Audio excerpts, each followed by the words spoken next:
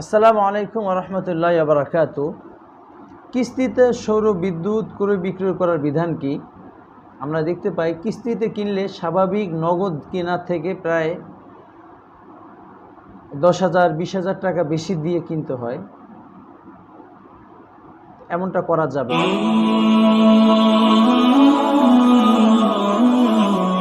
এর উত্তর হলো, কিস্তিতে নগদ মূল্য থেকেও বেশি মূল্যে কেনা বৈধ হবে, শর্ত সাপেক্ষ। নাম্বার 1, বাকিতে কিনলে কি পরিমাণ টাকা দিতে হবে সেটা নির্দিষ্ট থাকতে হবে এবং কত দিনের ভিতরে পরিশোধ করতে হবে সেটাও নির্দিষ্ট থাকতে হবে এবং যে কয়দিনের ভিতরে পরিশোধ করার কথা এই কয়দিনে পরিশোধ করতে না পারলে নির্দিষ্ট করা যে মূল্য আছে এর থেকে বেশি মূল্য গ্রহণ করা যাবে না। অর্থাৎ আপনি নগদ কিনলে 100 টাকা কিনতে পারতেন, বাকিতে কিনেছেন 150 টাকায়।